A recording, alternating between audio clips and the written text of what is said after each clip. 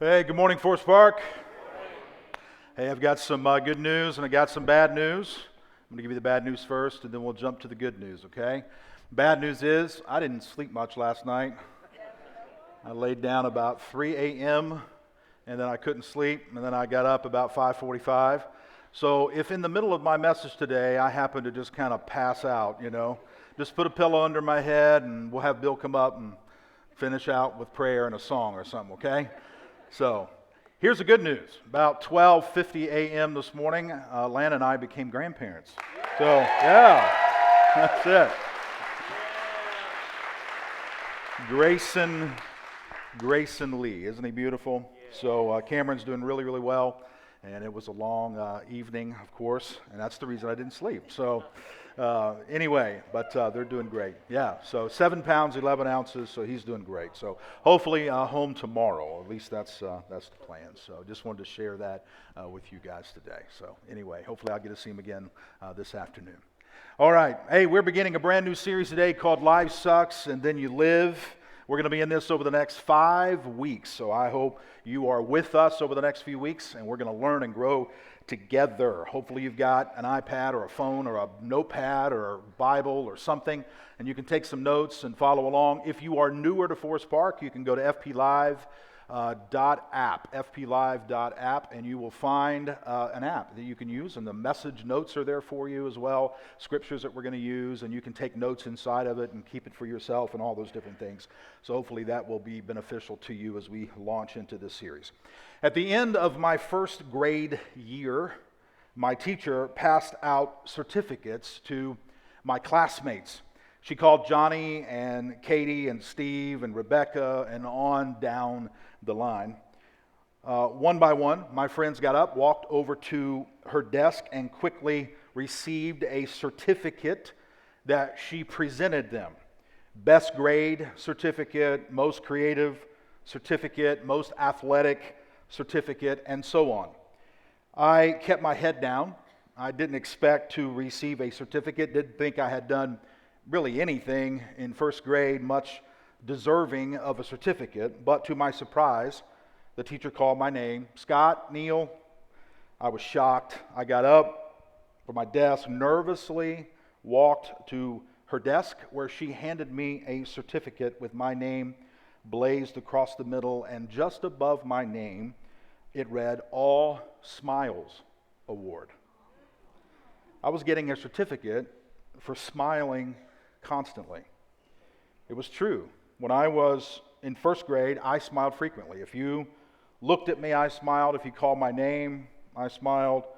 When I walked into the classroom, I smiled. As I was on the playground, I was swinging as high as the birds on the swing. I was smiling. I had reasons to smile. I loved my mom and dad, my grandmother, my cousins. We lived in the same community.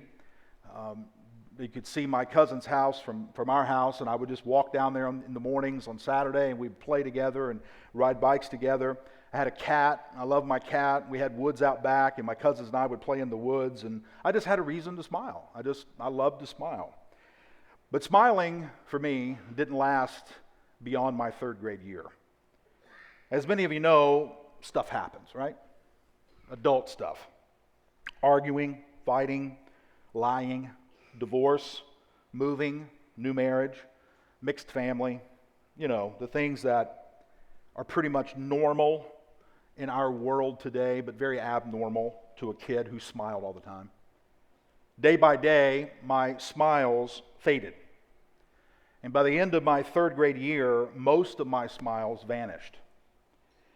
When I entered fourth grade, the world was dark, cold, filled with untrustworthy people who did all kinds of bad things to one another. I had to protect myself.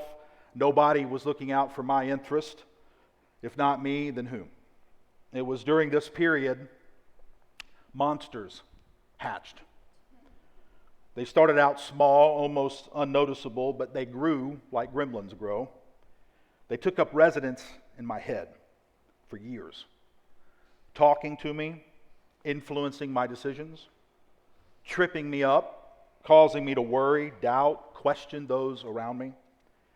I nursed those monsters through middle school, high school, in and out of university, into and out of 1,000 different church services, Bible studies, prayer meetings. I would sit down to read Scripture, and as I would open the Bible, the monsters were there with me. I would kneel to pray, the monsters were there. I would sit in church and listen to the sermon, the monsters talked to me the whole time I was there. I didn't know what to do. They were as much a part of me as my right arm, and at times they were just as useful to me as my right arm. Here's what I know about many of you sitting in this room and watching online. As I was describing that just a little bit, and that's just a little fraction of my full story, you identified. You have monsters too, don't you? And these monsters steal your joy, disrupt your relationships, take away your peace. These monsters invaded your life maybe when you were a kid, maybe when you were a teenager, maybe it was during your first marriage they came to reside. I don't know when. And they seem to want to come out and play at the most inopportune times. Some days you would do anything to get rid of them. Other days you don't know what you would do without them because of your best friends.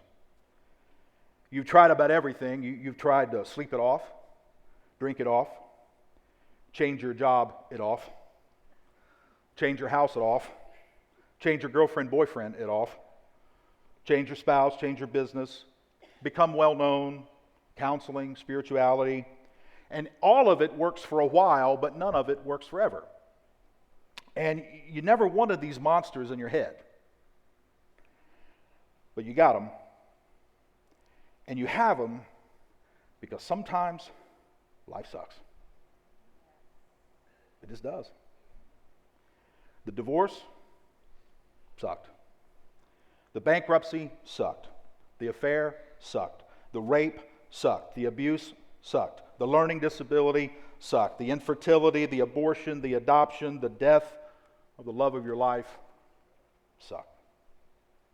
And here's the million-dollar question that we're going to do the best we can over the next few weeks to answer. Is there life on the other side? Can you find life beyond all that sucks in life? Can we discover hope again, peace again, freedom again? And some of you are asking these questions a little differently. For you, it's not about hope again. It's just hope for the first time. It's not joy again. You just want to know, can you ever find joy? Because the reality is, most of your life, you haven't experienced a lot of joy. You haven't experienced a lot of hope because your monsters came to roost when you were really little and you never really had a childhood. You never really had teenage years. You've never really experienced a lot of hope. You've never really experienced a lot of joy. So you're just curious, hey, is it really even true that you can have joy and peace and love and all those different things that I hear people talk about? I mean, must we remain victims of our family, our past, our disabilities, our sins, our failures, and you fill in the blank. You make the list up.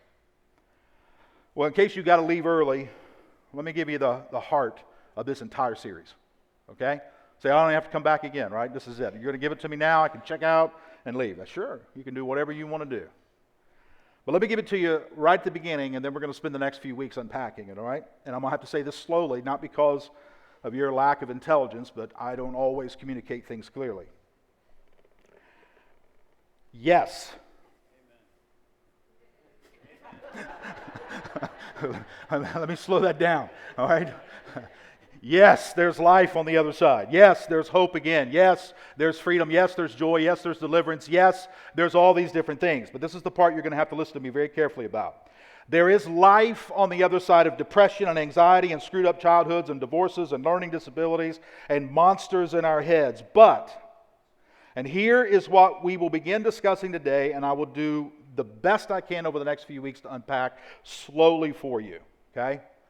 The life you are seeking will not come, and this is key, especially for Christians and other religiously committed people, which I think most of us are. The life you are looking for on the other side of all this mess will not come supernaturally, like magic, but it will come naturally, like a renewed mind. Let me explain. Just hang on. Because I know I'm taking a risk saying that, because we know supernatural is real. We know God is. We know miracles occur. We know prayer happens. Prayer answers happen. I'm not discounting any of that. But in this context, and what I'm going to help you with over the next few weeks, the answer to most of our conflict will not come to us supernaturally, but naturally. Let me unfold. For many, many years, and this is going to ring true for many of you here, because you were raised like I was raised, I chalked up battles with depression and guilt and fear and doubt to whatever it was I was battling, to something spiritual outside of me. And this might freak a few of you out because you were raised differently than me. I don't know. But I chalked up much of that for a number of years to demonic oppression, demons, whatever sounded really spiritually exciting. I chalked it up to that. That's what I'm battling with. And for a long time, I concluded my battles were attacks on me from the outside. The devil was trying to get me. And those of you who grew up within the religious environment I grew up in, you know exactly what I mean. And because I thought of these monsters in my head as attacks to my faith from the dark side, from the outside of me, I somehow felt elite. I actually carried around this sense of elitism. The devil wants me. He's attacking me. He must know how exceptional I am, how talented I am. He knows that I am a threat to his kingdom. He is after me. It is why I struggle, and it is why I struggle so early in life, which calls me to conclude it's not really my responsibility. It's outside of me. I'm really a good person on the inside. It's the devil, I tell you. He's the one making me so irritable. Of course, Lana was thinking, devil, I just thought you were a jerk. Here's my point, and I want you to follow me. The life you are looking for on the other side of all the suckiness that you've dealt with will not come to you supernaturally like magic. Abracadabra. Presto. In Jesus' name. Because this is about the same way we do it. That's what I was hopeful for. I mean, I walked 100 aisles. Man, I had oil poured on me, slapped on me, rubbed on me. I had this lady pray for me, this guy pray for me, this deliverance service, this person over here. I had scriptures quoted at me. I had depression yelled at me, yelled out of me. I've had all that. And I'm not discounting anything you've experienced. That's not my story, okay? Say, well, I got a story. Great. Get a mic, get a stage, share it. Right now, I'm just telling you my story. I had all that. And for a long time, I just kept waiting for the magic to happen. I kept waiting for something supernatural to occur, some miraculous thing to happen, and I would just wait, and I'd just kind of go on with life and just waiting for this magic to occur. It's taken me a long time to figure out how God transforms a person. Looks much more naturally than it does supernaturally. Let me unpack that too. For many of you, the suckiness, I should say, of life created unhealthy thinking patterns and destructive behaviors. And the monsters in our heads are feeding and growing exponentially. Listen, a supernatural force did not create those unhealthy thinking patterns and destructive behaviors. An unfit father did. It wasn't the devil. It was the jerk that I had who called himself my dad. Say, well, yeah, Satan was in. That's fine, but let's call it for what it is. A perverted adult created it. An abusive husband created it. An unfaithful wife created it. Neither you nor I could do squat about any of it. That's just the ugly side of life. That is the sucky side of life. Some of you were born with really messed up parents. And you know what they did? They messed you up. they messed you up. Some of you married the wrong guy. And he was an absolute jerk to you. And if you're married to the wrong guy, don't look at him right now, okay? Don't do that. You got to learn how to say amen without saying anything at all. In your mind, you're going, amen, come on, preach it. But you don't say anything on the outside at all. You just sit there and look like a good Presbyterian, okay?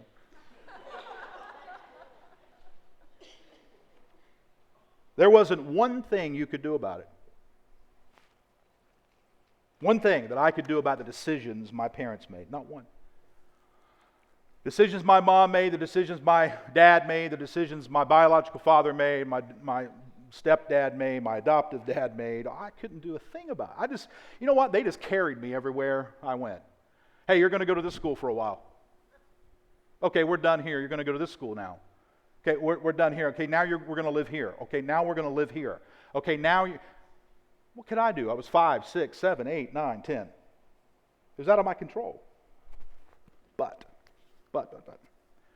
We can recognize the patterns and behaviors and learn through truth to kick many of those monsters to the curb. And that takes time. And listen to me very carefully, identifying with what our sucky life created within us, unhealthy thinking patterns, destructive behaviors, and replacing them with healthy thinking patterns and wholesome behaviors is part of what it means to follow Jesus. It is a process, a long process. And Christ looked at his disciples and said, you want to follow me, you're going to have to deny yourself, pick up your cross and follow me. That is a long process. You don't deny yourself one time. Oh, don't you wish that were true? Don't you wish you could walk down an aisle or raise your hand or bow your head in a church service and deny yourself once? Don't you wish you could pick up your cross on a Friday afternoon and that's it? You just pick it up, deny yourself, and you are now a full-fledged disciple of Jesus and everything is just awesome. Listen to what this wisdom from the Apostle Paul in Romans 12. Listen to what he says. Do not conform to the pattern of this world, but be transformed, how? By the renewing of your mind. So there is a pattern of thinking.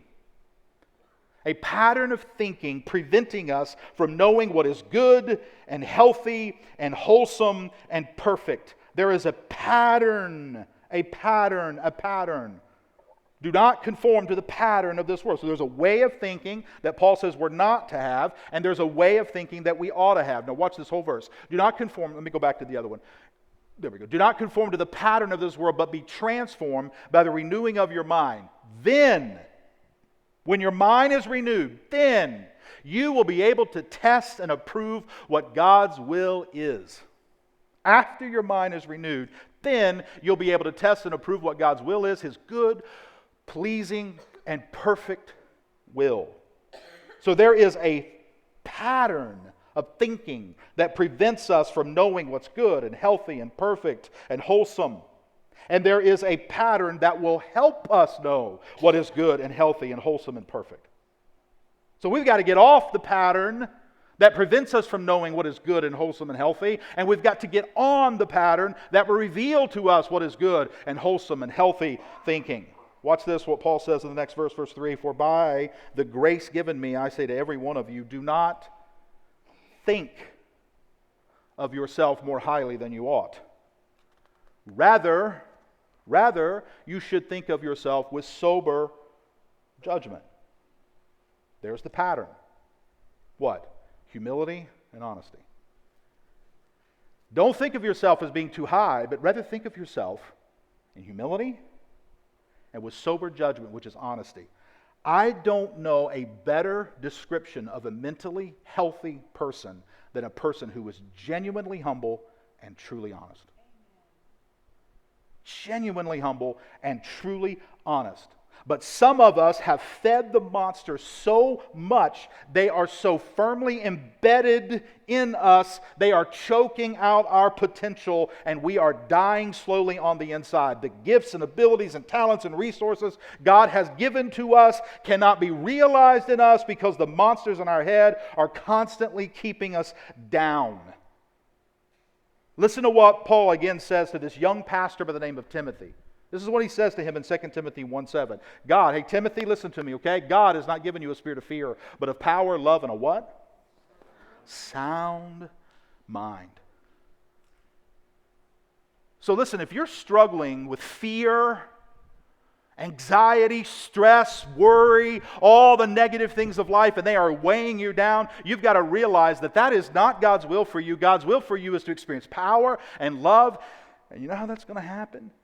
When you get a sound mind, a calm mind. Man, I have never been more passionate about the following. You are only as healthy as you're thinking. I am more passionate about that today than I have ever been in my life. Healthy thinking, healthy living. Unhealthy thinking, unhealthy living. Folks, there is no way around it. You are only as healthy as your thinking. Your mind. I'm telling you, everything is filtered right through here. This is why, listen to me very carefully, this little coaching here, discipleship, this is why it is vital you monitor and filter what goes into your mind. Through the internet, cable, books, music, movies, you put a list together, not because God is offended, not because sex is not beautiful or wonderful or whatever. It's that what goes into your mind affects everything else in your life. You put it in here, it is going to come out in every single, it seeps through and seeps out of you. Everything. If I could reach into your life and tweak one thing, I only could tweak one thing. I could reach into your life and turn one dial. Just one thing in your life. I would adjust your thinking. Because the only barrier I know, under reasonable circumstances, the only barrier I know preventing you from reaching the next level in your life of freedom and love and joy and all the different things that God has given to us, the only barrier I know is poor thinking. Let me explain real quick, okay? What comes into your mind when you think about God is the most important thing about you, because every single else flows from the way you perceive God here. Your low self-esteem, high self-esteem comes from what you think about yourself. Physical, mental health. Do you think you can achieve it? Are you worth achieving it? Right here. Right and wrong behaviors. How do you know what's right? How do you know what's wrong? It all comes out of here. If you think this is right, you do it. If you think this is wrong, you avoid it. It's all coming from your mind. Goals that you set for this year, do you think you can accomplish those goals? Have you set a system in place to accomplish those goals? Here, marriage. How do you see your husband? How do you see your wife? How do you see the commitment you made to him or her? It all comes under how you perceive marriage, how you perceive the person you've married. Is your sex life healthy? I didn't say frequent. I said, is your sex life healthy? It flows from how you think and perceive your partner, about the role of sex in your relationship. It all comes and filtered through your mind. How you treat other people depends on the value you place on other people. All of that is based on your thinking. I could go down a long list. Here. That's why Paul says your mind is to be renewed. Let's look at a story found in Numbers 13, okay? Fascinating story. In fact, it's going to match up to the series we just finished. Moses is on the edge of going into the promised land. If you were with us over the last series, you remember this story. Let me just give you bits and pieces out of it. He is leading thousands of former slaves of Egypt out and into the promised land. Before Moses leads these people into the new land, he sends 12 scouts into the land to bring back a report. They didn't have drones. Okay. They couldn't send drones over to take pictures. They had to actually go in and look at it, all right? So he sent 12 into the new land. Say, hey, guys, I want you to go into the new land. I want you to come back and tell me, is it true? Because we've heard amazing things about this land. We've heard that it flows with milk and honey. That was a way of saying it flows with prosperity. There's plenty of food, there's fruit, there's incredible land, and there's water, and we can build and thrive in this land. Go check it out and come back and tell us if all the rumors we've heard is true. Listen to the report from the 10 scouts after they go in and come back. Here's what they say.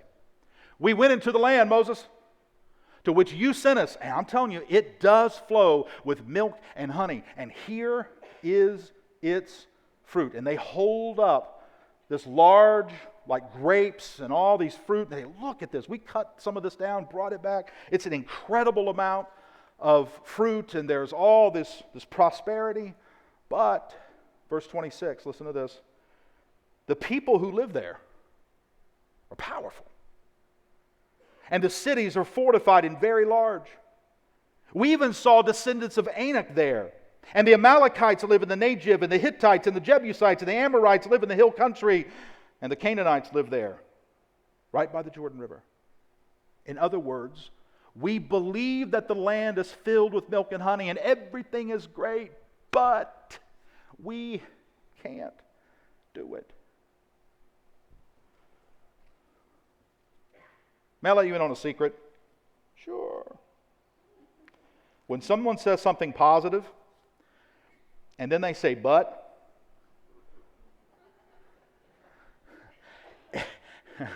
everything they said before the but doesn't matter.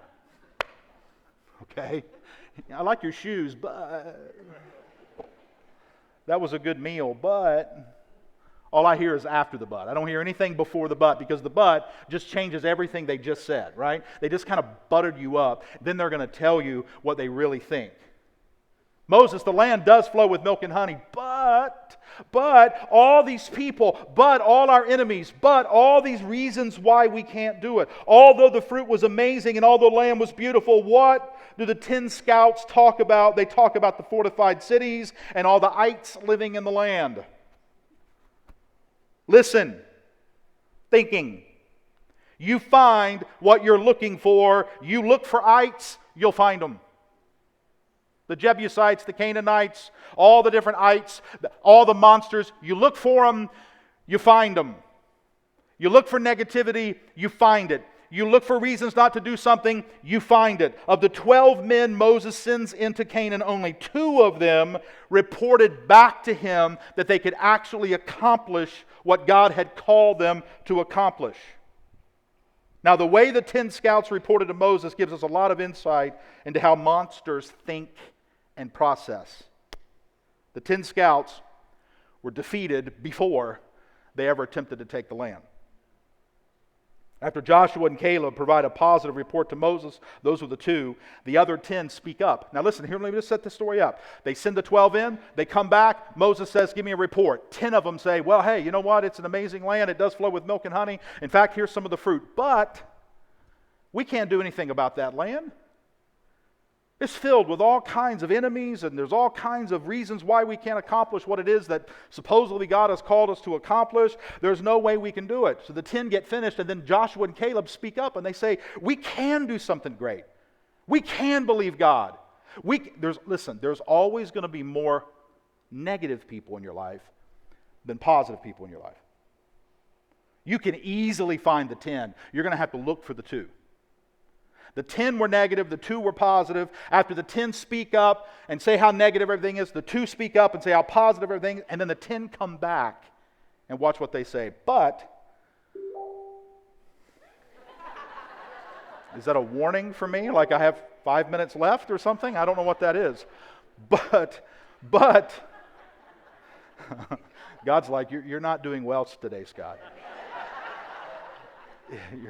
You're tired. You need to shut this thing down, or I'll shut it down for you. But the men who had gone up with him said, we can't attack those people. They are stronger than we are. And they spread among the Israelites a bad report about the land they had explored. You see what's happening? Watch. They get to the edge of the land. He sends 12 people in. 12 people come back. 10 of them say, we can't do it. 2 of them say, we can do it. 10 of them come back and go, you guys shut up. I'm telling you, we can't do it. So here's what they did. They spread among the Israelites a bad report about the land they had explored. Weak, faithless people who complain reproduce themselves. How? By spreading bad reports. Monsters multiply.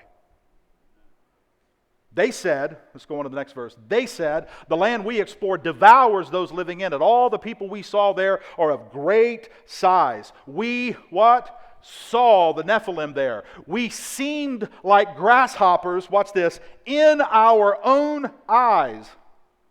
And we looked the same to them. Let me address the ongoing struggle many of us have. Many of us struggle with worry and anxiety and fear and all the mess that we've gone through when we were kids and all these different things.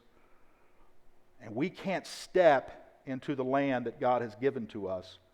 We can't step into the promises that God has made. We can't take the land. We can't walk into the next level because before we ever try, we sit down and we write our own report before we ever step out into the world. We say things like this, I can't do that. I'm so weak. My mom said that I wouldn't amount to much. My ex-husband said that I'm not very attractive. My daddy said that I have problems learning and I probably will never, ever get an education. The kids at school say, you know the voices. And they say all that stuff before you ever even step out. And that line right there, reason I capitalized and put it there is because this is the battle that I've had. We saw the Nephilim there. We seemed like grasshoppers. Where? In our own eyes. Thinking.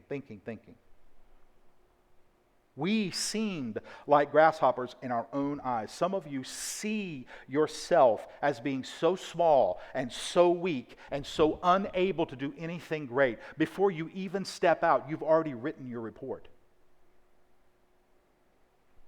You experience your perspective. We don't solely experience our realities in life. We experience our perception of the realities in life. You have any idea how many times I have said no in my younger years? How many times I have said no to things simply because I didn't think I could do it? I just didn't think I could do it. I've let opportunities go by. I've let great opportunities slip through my fingers because I wrote a report before I ever even attempted. In my own eyes, I saw myself like a grasshopper. In my own eyes, I saw myself small. In my own eyes, I saw myself weak. If you perceive your day as bad, you will experience a bad day. If you perceive people as selfish, you will experience selfishness. If you perceive life as difficult, unfair, you will experience a difficult and unfair life. I'm telling you, monsters have but one goal: to keep you where you are, hidden, afraid, worried, doubtful, stressed, anxious, depressed. And they will talk to you and talk to you and talk to you and talk to you and talk to you until you quit. As long as you stay where you are, you threaten nothing. And that's their goal. Keep you where you are. You know what those 10 scouts wanted to do? They wanted to keep them all right where they were. They didn't want to go into the promised land. Why? Because there were enemies there. I'm here to tell you, you want to go to the next level in your life, there's going to be enemies there. You want to go back to school and get an education? You're going to have to stay up late. You're going to have to read. You're going to have to write papers. You want to start a business? Man, you're going to have failure after failure. You're going to have people reject what you want to do. You're going to have people say that you'll never get it done. You want to start a ministry and start loving people and reaching people and bring the truth of Christ to people? You're going to fall flat on your face. You're going to be discouraged. You're going to be tired. You want to get yourself out of debt. You're going to have to put yourself on a budget. You're going to have to say no to this. You're going to have to say no to that. There's going to be enemies in the land. And if monsters can convince you to not step out, to not try, to stay back here, not take the land, I'm telling you, you will remain inactive as a parent the rest of your life. You will be a louse of a husband. You will remain unhealthy. You will continue to choke on debt. You will never start the business. You will never write the book. You will never read the New Testament. You will never invite the person. You will never realize your potential. You will remain unproductive and unfruitful as a follower of Jesus if you listen to those monsters. You will threaten no one and nothing. You were designed for more than what you're doing. You were designed to accomplish amazing things, and that is God's plan before the sadness came in, before the monsters kicked your assurance. And now you're doubtful and second-guessing and fearful and worried. When I was a kid and life was good, I used to dream. I was always kind of an artistic kid and a very emotional child and an adult. But I was very sensitive to other kids. I remember just dreaming of things and writing things and drawing and coloring and all those different things. Until the monsters hatched. Then you close the coloring book, right? Because you don't think anything you color is all that pretty. You put the writing away because you don't think that what you write anybody wants to read. You stop dreaming because you don't really think you'll probably ever accomplish anything anyway.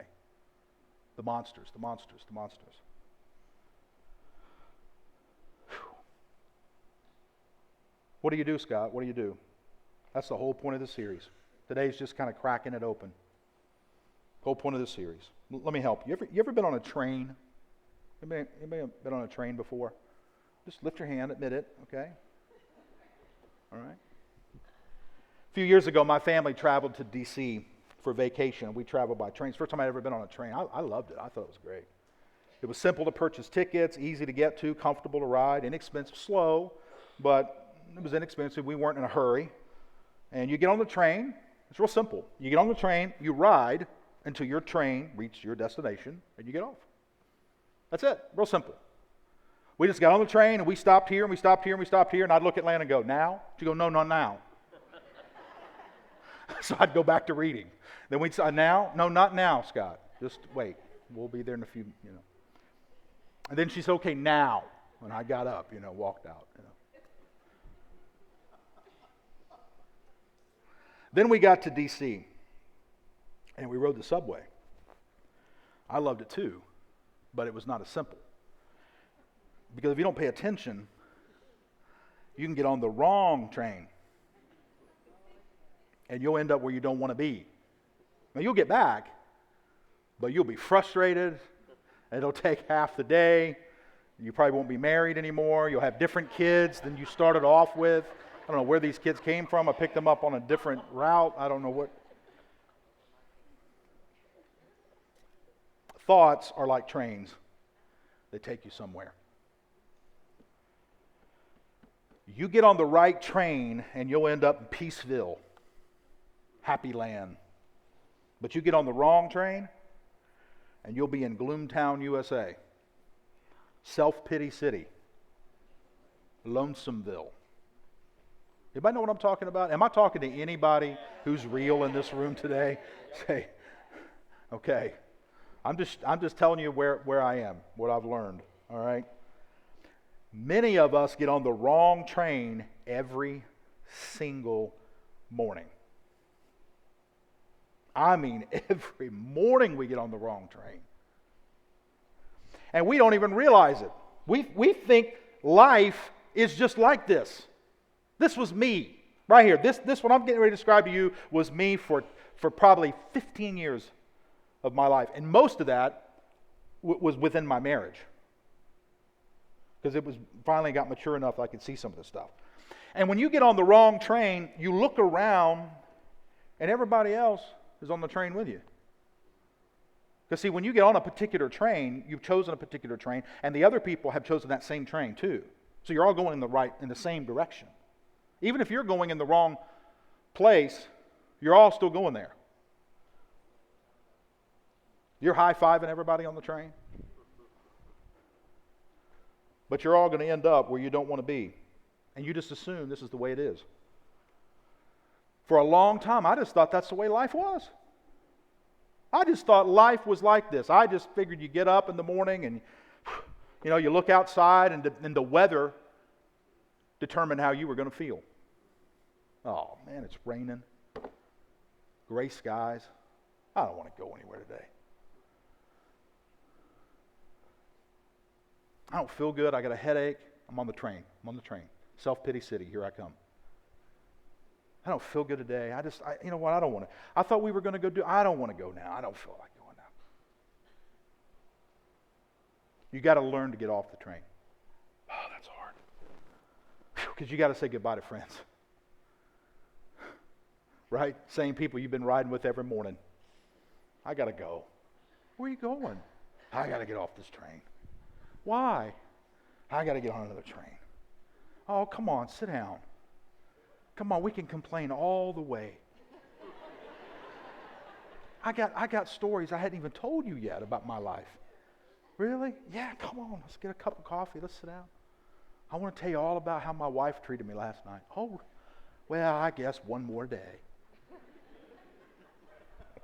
Because I got a story too. Right? Come on. You got to get off that train. Let me give you a little insight, okay? Dr. Henry Cloud discusses what he calls distorted thinking patterns in his book, It's Not My Fault. Great book. He says that the mind will create a million excuses designed to keep us snug in our comfort zones. You have more comfort zones than you even imagine. When I say you, I mean me, all right? You, like you. We have more comfort zones than we imagine. He lists and describes what he calls the 4 horsemen of defense. I'm going to give them to you quickly. This is not a whole sermon in itself. This is just real quick. Rather than us admitting the truth about our unhealthy thinking patterns and destructive behaviors, we ride one of these 4 horses. All right? The first horse he calls denial. That can't be right. There is no way. Especially true when we need to look at our own part in failures and disappointments. I didn't do that. She did that. Denial. We ride that horse and ride that horse, don't we? Come on. The horse of denial. The second horse he calls minimizing. Sure, but it's not as bad as her. I think you're overreacting. You know what this does? This helps us dull the pain of truth. Man, I can't tell you how many times I've minimized. Well, I mean, you're right. I did do that, but it wasn't nearly as bad as what you did. Or, I know this other guy, he's a whole lot worse to his wife than I am to you. You ought to be. You're lucky you're married to me. Say, Scott, you've never said something like that. All right, the third horse is excusing. Well, this happens with parents. Well, he's bright, but his teacher just doesn't understand him. All your teachers in the room are going, oh yeah, yep, He needs more support. That's what he needs. We shift the blame somewhere or onto someone else. And the last one he deals with is rationalizing. Well, you might think I was rude, but it was only because I'm a natural-born leader.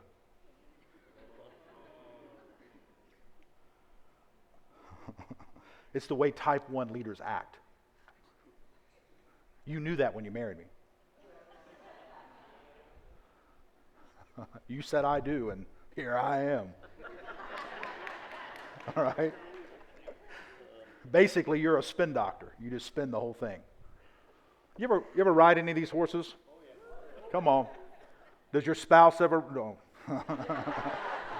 Yeah. Yeah, can you ride all 4 at one time? Sure you can. I've ridden all 4 of those in one conversation. Ride that horse for a while? Dismount, get on another one. She finds out, dismount, get on a third one.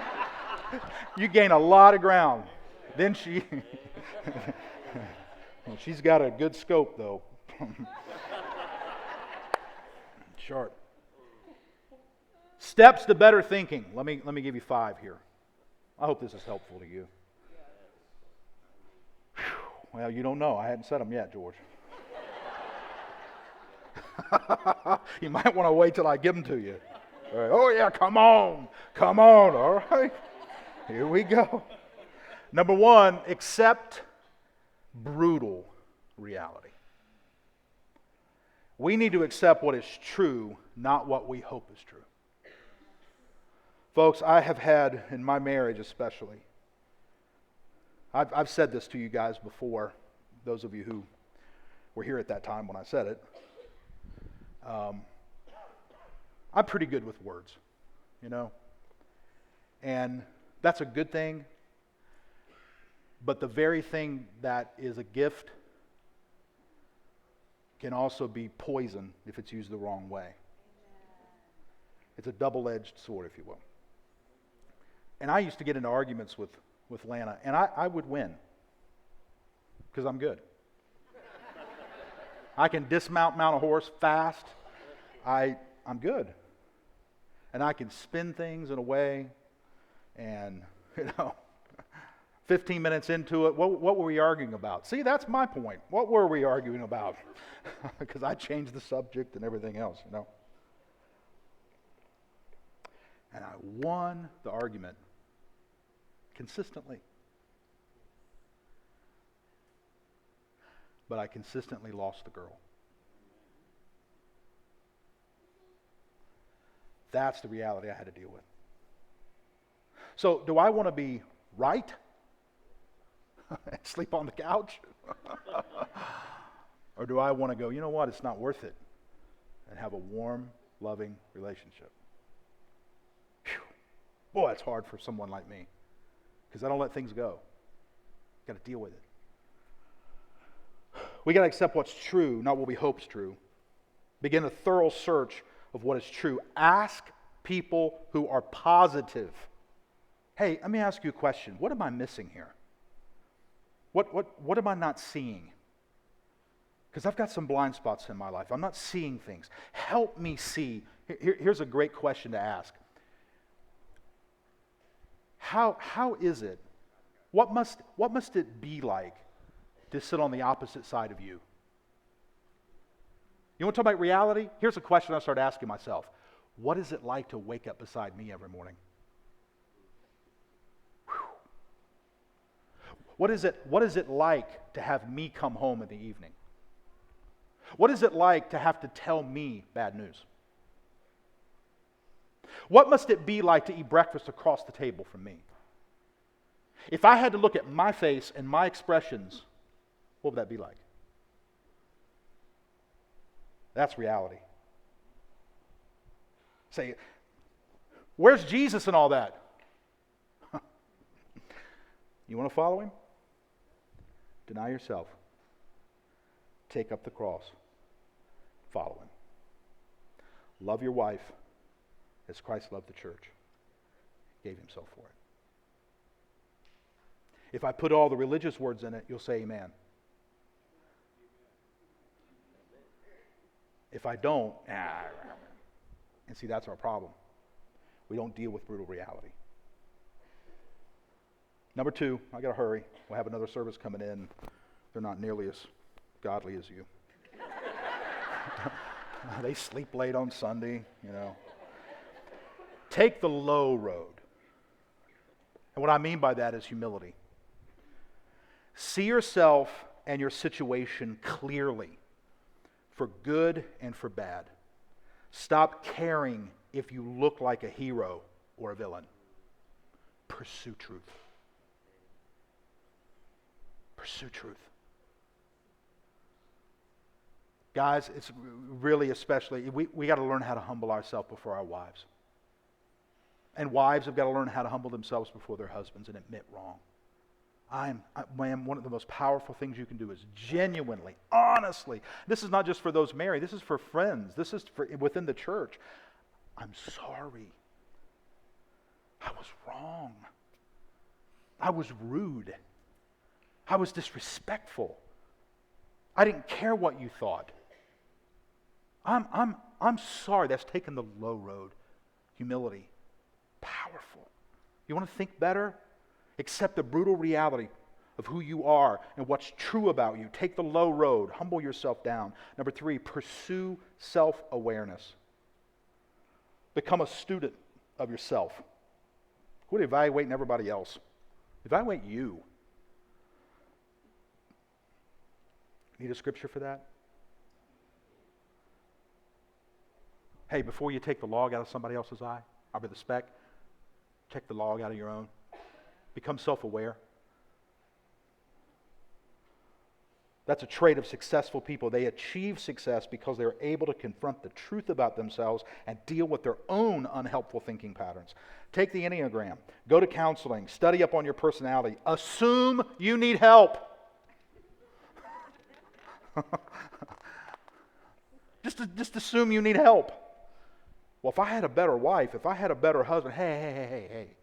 How about rather than seeking out the best husband or wife, you become the best husband or wife?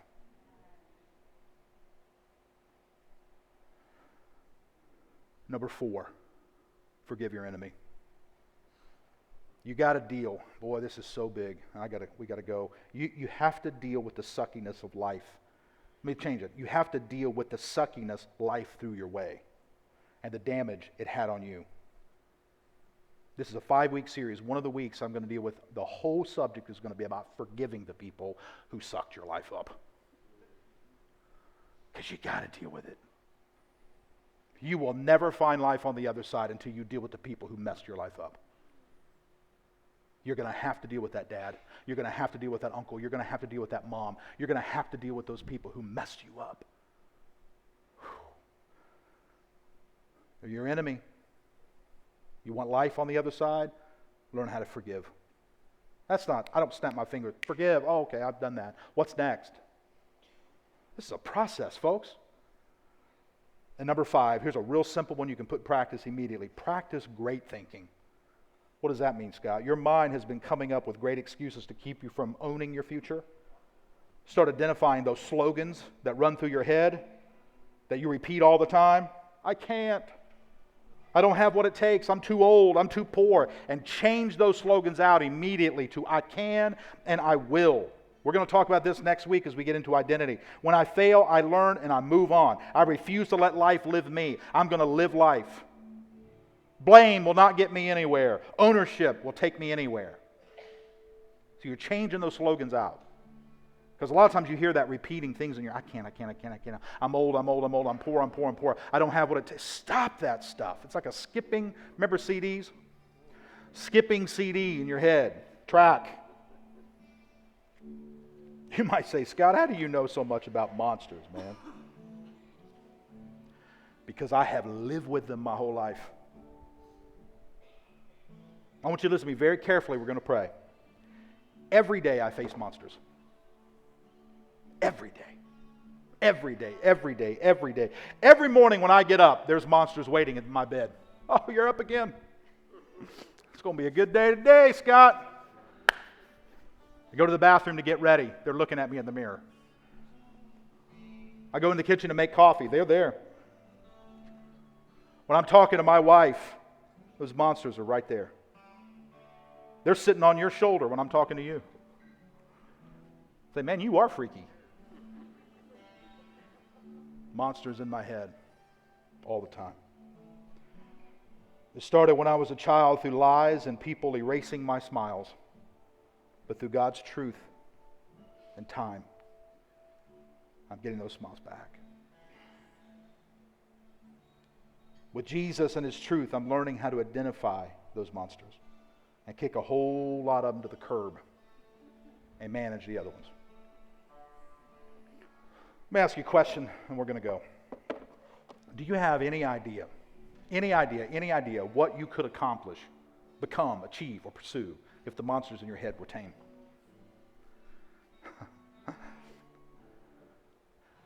No, you don't have any idea.